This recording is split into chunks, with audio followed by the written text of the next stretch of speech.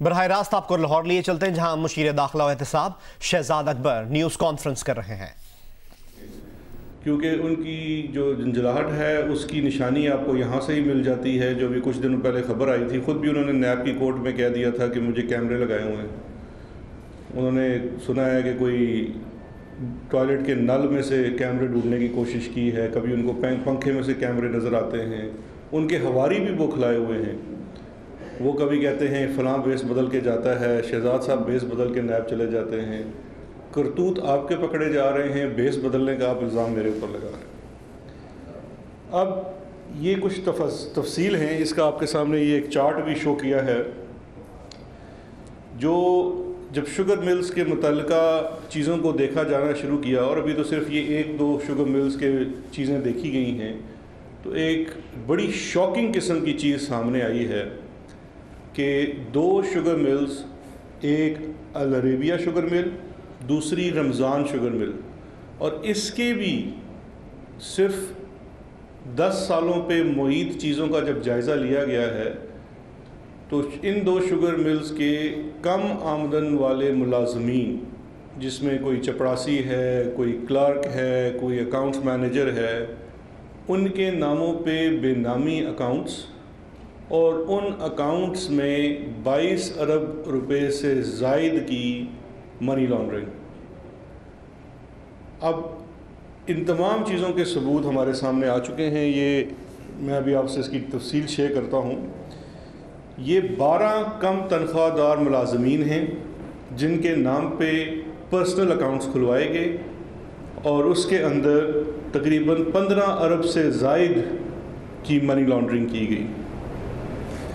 اس کے بعد 7 ارب روپے تقریباً کچھ اور ملازمین اور بے نامی لوگوں کے نام پہ فیک کمپنیاں بنائی گئی، اور میں جب اس کی تفصیل میں آتا ہوں تو میں بتاؤں گا یہ ڈبل فیک کمپنیاں ہیں۔ اب تفصیل ذرا سن لیجئے۔ سب سے پہلے جو ایک اکاؤنٹ ہے، صرف 2 سال میں 2016 اور 17 میں ملک مقصود نامی چپڑاسی جو ہیں، اور یہ سلیمان شہباز کو اس کا پرسنل ٹی بوائے تھا، اس کے اکاؤنٹ میں 3.7 ارب روپے کی منی لانڈرنگ کی گئی۔ اس میں 3.7 ارب روپیہ مختلف کھاتوں سے ڈلوایا گیا۔ اور ملک مقصود کو یہ بھی میں آپ کی اطلاع کے لیے عرض کر دوں کہ جیسے ہی یہ انویسٹیگیشنز کا آغاز ہوا تھا ٹی ٹی والے کیسوں میں، تو ملک مقصود 2018 میں ملک سے فرار ہو گیا تھا۔ اس وقت اس کے ریڈ نوٹسز بھی شاید نکلے ہوئے۔ پھر دوسرے شخص ہیں رمضان شوگر مل کے ہی ایک چپڑاسی محمد اسلم، 18-20 ہزار روپیہ تنخواہ دار، اور اس کے اکاؤنٹ میں 2014 سے لے کے 17 تک 2.3 ارب روپیہ جمع کروایا گیا۔ پھر رمضان شوگر مل کے ہی ایک کلرک اظہر عباس کے اکاؤنٹ میں 2011 سے لے کے 2014 تک 1.67 ارب روپیہ جمع کرایا گیا۔ پھر یہی رمضان شوگر مل کے کلرک غلام شبر کے اکاؤنٹ میں 2012 سے لے کے 2014 تک 1.57 ارب روپے جمع کرائے گئے۔ پھر رمضان شوگر مل کے اکاؤنٹس کلرک خضر حیات کے اکاؤنٹ میں 2010 سے لے کے 2014 تک 1.42 ارب روپے جمع کرائے گئے۔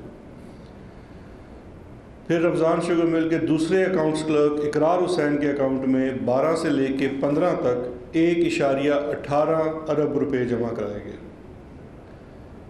اسی شوگر مل کے ایک اور کلرک محمد انور کے اکاؤنٹ میں 2011 سے لے کے 2015 تک 880 ملین یعنی کہ 88 کروڑ روپے جمع کرائے گئے۔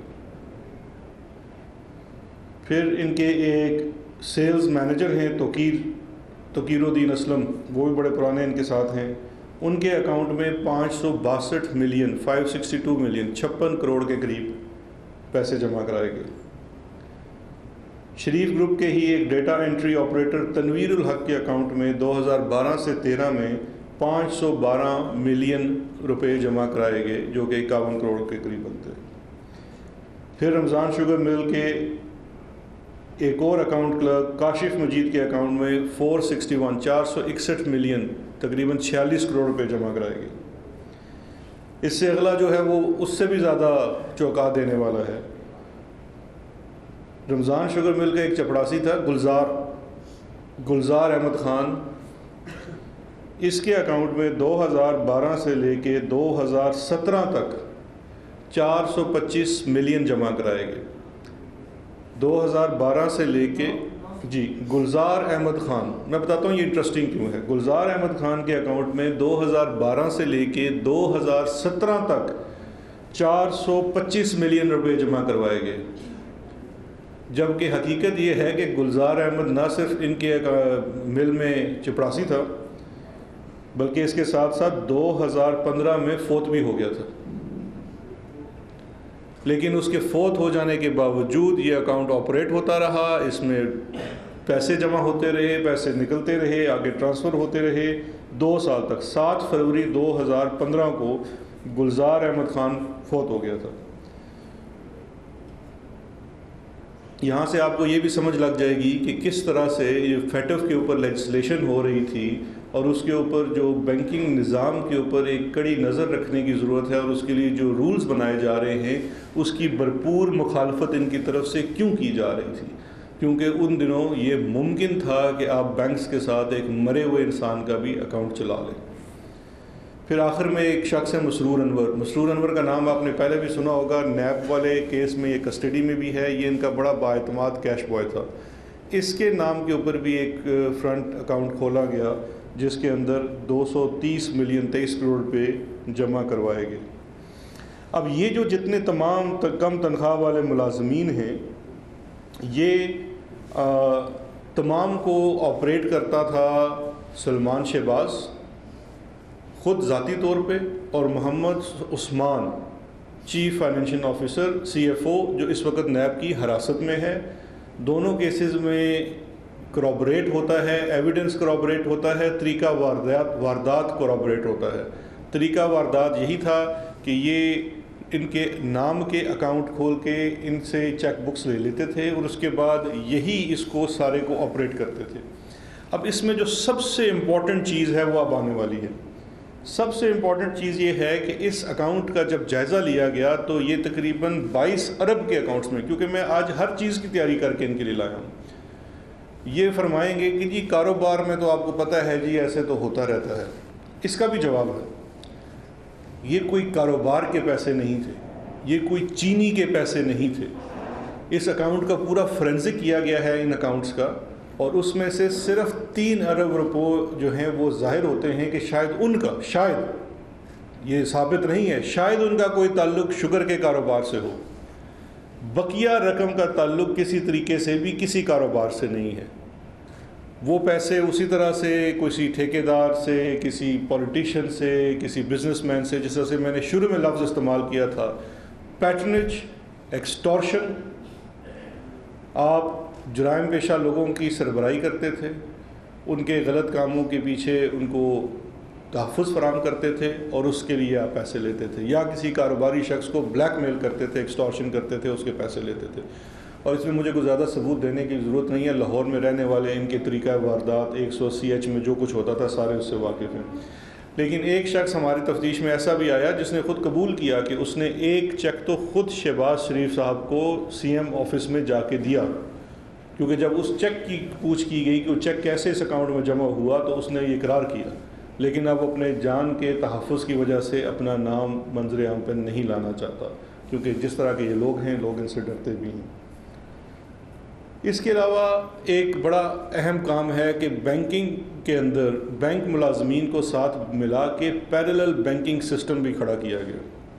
وہ پیرلل بینکنگ سسٹم یہی ہے کہ جو آپ کے نو یور کسٹمر کی جتنی قواعد و ضوابط ہیں، جو آپ نے سگنیچر میچ کرنے ہیں، جتنی اس کے اوپر آپ نے چیکس اینڈ بیلنس کرنا ہے، وہ آپ نے کوئی نہیں کرنا۔ آپ نے مخصوص بینک کی برانچز کے ساتھ مل کے، ان لوگوں سے مل کے آپ نے یہ پورا نیٹ ورک بنانا ہے، بیکاز جب آپ اس پیسے کو ال گاٹن منی کو بینکنگ چینل جو کہ ایک فارمل اکانومی کا چینل ہے اس میں گماتے ہیں تو آپ اس پیسے کو وائٹ کر رہے ہوتے ہیں، اور پھر اس کو آپ بڑے طریقے سے اپنے سسٹم میں فیک اینڈ انفلیٹڈ سیلز کر کے دکھا کے اس کو وائٹ کر لیتے ہیں. یہ ایک بڑا نیا طریقہ ہے. بچہ آکسفورڈ سے پڑھ کے آیا تھا تو اس نے سیکھا ہوا تھا, لیکن میں داد دیتا ہوں ان تفتیش کرنے والوں کو جنہوں نے یہاں لوکل اسکولوں سے پڑھ کے اس کو پکڑ لیا. اب ہم آ جاتے ہیں ان کی کمپنیوں کے اوپر. یہ تو تھا 15 ارب روپے کا, میں نے ابھی آپ کو حساب دیا. اب جو ان کی کمپنیز ہیں ان کا ذرا دیکھ لیجئے. 7 ارب روپے ان کے 2010 سے لے کے 2018 تک ان کمپنیوں میں ڈالے گئے. 6 جعلی کمپنیاں ہیں, فیک فرنٹ کمپنیاں ہیں. اچھا, سب سے انٹرسٹنگ چیز ہے کہ اتنی زیادہ جعل سازی ہوئی ہے کہ یہ کمپنیاں نہ ہی SCCP رجسٹر ہیں, نہ ہی FBR کے ساتھ رجسٹر ہیں. صرف محض لیٹر ہیڈ کے اوپر ان کمپنیز کے اکاؤنٹس کھل جاتے ہیں اور ان اکاؤنٹس کے اندر پھر پیسہ وہی خود بٹ کر کے پھر ان اکاؤنٹس کو چھوڑ دیا جاتا ہے. اس میں یہ میں آپ سے 5 کمپنیاں ہیں ان کی ڈیٹیل شیئر کرتا ہوں. 6 کمپنیز ہیں. پہلی کمپنی ہے جی الفخری ٹریڈر. اب الفخری ٹریڈر کس کی ہے؟ الفخری ٹریڈر ہے حاجی نعیم فخری, جو کہ ایک فرنیچر والا ہے چنیوٹ میں, اس کی ہے, جس کے علم ہی نہیں ہے کہ اس کے نام کی ایک کمپنی بھی ہے, جو کہ کمپنی تو رجسٹر ہی کہیں نہیں ہے. اس کا ایک شناختی کارڈ کے ساتھ ہے, ایک اکاؤنٹ کھول لیا گیا, الفخری ٹریڈر کے نام کا ایک لیٹر ہیڈ بنا لیا گیا اور اکاؤنٹ کھول دیا گیا. اس کے نام پہ جو اکاؤنٹ کھلوایا گیا اس میں 2.8 ارب روپے جمع کرائے گئے. اس کے بعد وارث ٹریڈر کے نام پہ ایک اور کمپنی کھولی گئی جس میں صرف 2 سالوں میں 1.32 ارب روپے جمع کرائے گئے.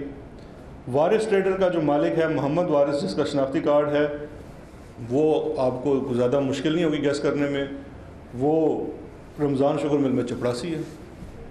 اس لیے اگر کسی نے چپڑاسی کی نوکری کرنی ہے تو وہ شریف گروپ میں نوکری کرے, اربوں کی گیم ہے. اگلا ہے اکبر ٹریڈر. پہلے تو مجھے شک پڑا کہ میرے نام پہ یا میرے والد کے نام پہ نے کوئی کمپنی کھول دی, لیکن یہ کوئی بیچارہ شخص ہے, سید اکبر والد عبدالحکیم. اس کے اکاؤنٹ میں 1.24 ارب روپے جمع کرائے گئے, لیکن اس کا جو شناختی کارڈ اس کے ساتھ لگایا گیا وہ جعلی ثابت ہوا. اس نمبر کے ساتھ یہ نام اور ڈیٹیل میچ نہیں کرتی. یہ وہ بیسک چیک ہے جو بینکس کو کرنا چاہیے تھا, انہوں نے نہیں کیا. اور یہ ان سے لنک اس لیے ہوتا ہے کہ اس میں سے جتنا کیش وڈرال اور جمع ہوتا ہے, کیونکہ اس کی تفصیل رکھی جاتی ہے, تو وہ یہی کیش بوائز ہیں ان کے جو جمع کراتے ہیں. اس کے بعد اگلی کمپنی ہے راشد ٹریڈر. راشد ٹریڈر میں 998 ملین, تقریباً 1 ارب کے لگ بھگ 99 کروڑ روپیہ بنتا ہے یہ, جس کا جو پروپرائٹر دکھایا گیا راشد بشیر, جو کہ دوسری بھی ایک جعلی شناخت تھی. پکڑے کہاں سے گئے؟ اس کا جو ایڈریس دیا وہ اپنے ہی ایک دفتر کا ایڈریس دے دیا جو کورسپونڈنس ایڈریس تھا, اور اس میں جتنی ٹرانزیکشنز تھی وہ انہی کی ٹرانزیکشنز تھی. پھر 558 ملین جامی انٹرپرائزز کے نام پہ. یہ کمپنی غضنفر علی کے نام رجسٹرڈ ہے, اور اس کے بھی کوئی شناخت کے اوپر کلیریفیکیشن نہیں ہو سکی کہ وہ شخص کون ہے, کہاں ہے, اس کے شناختی کارڈ بھی اصل ہیں یا جعلی ہیں. اور آخر میں جو توقیر الدین شیخ اسلم صاحب ہیں, جن کے نام کے اوپر انہوں نے اکاؤنٹ نام سے بھی کھولا ہوا تھا, اس میں بھی ٹرانزیکشنز تھی, اور ان کے نام کے اوپر TNA ٹریڈر کے نام سے ایک کمپنی کھولی گئی اور اس کے اندر 145 ملین کی ٹرانزیکشن ہوئی. اب یہ میں نے جس سے پہلے کہہ چکا ہوں, اور اس میں سے جو ٹرانزیکشنز کی جاتی ہے وہ بڑے طریقے سے کی جاتی تھی. جو ٹرانزیکشنز وڈرال کی ہوتی تھی وہ چھوٹی رقم نکالی جاتی تھی, سسٹمیٹک منی لانڈرنگ اس کو کہتے ہیں. فائنینشیل مانیٹرنگ یونٹ اور اسٹیٹ بینک کی پالیسی ہے کہ اتنے, اگر ایک 2 ملین سے زیادہ کی کیش ٹرانزیکشن ہوگی تو اس پہ CTR cash transaction report generate ہوتی ہے. اس لیے ہر ٹرانزیکشن وڈرال کی 2 ملین سے نیچے کی گئی. تو بڑے سسٹمیٹک طریقے سے اس کو ریڈار سے باہر رکھ کے کرنے کی کوشش کی گئی. اب یہ ہے وہ تفصیل جو کہ ابھی صرف شہباز شریف اور ان کے خانوادے کے مختصر سی کچھ چیزوں کی ہے کہ کس طرح سے یہ منی لانڈرنگ اور اس کا جال پھیلایا ہوا تھا.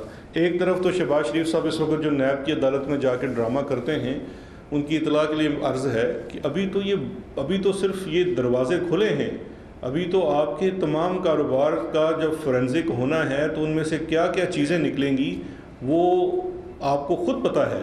اسی لیے اس وقت آپ انتہائی دماغی اضطراب کا شکار ہیں کہ ایک طرف بھتیجی نے آپ کی جماعت ہتھیالی, آپ اتنے عرصے سے کوشش کر رہے تھے کسی طریقے سے آپ ان ہو جائیں, بڑے بھیا بھی چلے گئے, اب تو مطلب گلیاں کھلی ہو گئی تھی, لیکن وچ مرزا یار نہیں پھر سکا, اور اب وہ بھتیجی آ گئی اس کے اندر. اب شہباز شریف صاحب کے پاس ٹائم بڑا ہے. میں نے پہلے ان سے 22 سوال کیے, پھر میں نے ان سے 9 سوال کیے, پھر شاید 15 بھی کیے, کسی کا جواب نہیں ملا. اس وقت مصروف ہوں گے, آج کل جیل میں ہیں, بالکل فارغ ہیں. میں ان سے صرف 3 سوال کرتا ہوں. اور آپ پتہ نہیں نیب میں جا سکتے نہیں جا سکتے, مجھے پتہ چلا آج کل بڑی خفیہ ملاقاتیں بھی کر رہے ہیں نیب میں لوگوں سے. لیکن آپ جو بھی, کیونکہ ابھی کسی کی ڈیوٹی لگ جائے گی پریس کانفرنس کرنے کی, تو ان سے ضرور یہ پوچھ لیجئے گا. بڑے مختصر سے 3 سوال ہیں. پہلا سوال یہ ہے کہ شہباز شریف صاحب کہ کیا آپ مسرور انور اور شعیب قمر کو نہیں جانتے؟ ان کے بارے میں تھوڑا سا بتا دوں. شعیب قمر اور مسرور انور وہ کیش بوائز ہیں جو دونوں نیب کی حراست میں ہیں, اور اربوں روپے کی ٹرانزیکشنز ان کے ہاتھوں ہوئی ہے, اور یہ خود 20-25 ہزار روپے کے ملازم ہیں. تمام ٹرانزیکشنز اکاؤنٹوں سے نکالنا, فیک اکاؤنٹ سے نکالنا, ان کے ذاتی اکاؤنٹس میں جمع کرانا. ہی مجھے یہ بتا دیں کہ کیا ان کو نہیں جانتے؟ دوسرا سوال, شہباز شریف صاحب آپ اپنا دور آپ لوگ یاد کریں. لمبے بوٹ پہن کے آپ پنجاب کی ایک ایک نالی, ایک ایک نکڑ کے جواب دے تھے. آپ کو ہر چیز کا پتہ تھا. آپ اپنے آپ کو خادم اعلیٰ پنجاب کہتے تھے. آپ کو اپنے خاندان کا نہیں پتہ تھا, آپ کو اپنے کاروبار کا نہیں پتہ تھا, آپ کو یہ نہیں پتہ تھا کہ رات کے اندھیرے میں بیس بدل کے کون آپ کے اکاؤنٹ میں پیسے جمع کرا جاتا ہے, اور وہ کیوں آپ کے اکاؤنٹ میں پیسہ جمع کرا جاتا ہے. جب آپ نے اپنی زوجات کے لیے کوئی مکان, کوئی دکان, کوئی گاڑی, کوئی گفٹ لینا ہوتا تھا تو کہاں سے پیسے آ جاتے تھے؟ آپ تو خادم اعلیٰ تھے, آپ کو ہر چیز کا پتہ ہوتا تھا, پائی کی باتیں آپ کرتے تھے. تو کیا آپ کو ان چیزوں کا علم نہیں تھا؟ تیسرا اور آخری سوال, آپ نے لندن میں 4 فلیٹ کیسے بنائے؟ آج تک آپ اس کا جواب نہیں دے سکے. کبھی کہتے ہیں اس سے پیسے لیے, کبھی اس سے لیے. ابھی آپ کو نیب کورٹ میں نے سنا ہے کہ انہوں نے فرمایا ہے کہ میں آخری دنوں پتہ نہیں بھوکا نہیں مرنا چاہتا تھا, تو اس لیے میں نے سوچا کہ چلو کوئی چھوٹے سے فلیٹ لے لوں. یہ کوئی لیگو کے فلیٹ تھے جو آپ نے ادھر بلاکس کے ساتھ بنا دیے تھے میں چلو 4 فلیٹ لے لیتا ہوں, بہت غریب آدمی ہوں. آپ کے اپنے مطابق آپ کے پاس کوئی ذرائع آمدن نہیں ہے, تو پھر آپ نے یہ فلیٹس کیسے بنائے؟ آپ نے آج تک اس کا جواب نہیں دے سکے. چلیں میں اس چیز کو بھی مان لیتا ہوں, آپ نے مانگ تانگ کے کہیں سے فلیٹس بنا لیے. اس وقت بھی آپ کو نہیں پتا تھا کہ آپ کا خاندان کیسے. مشیر داخلہ اور احتساب شہزاد اکبر لاہور میں نیوز کانفرنس کر رہے ہیں.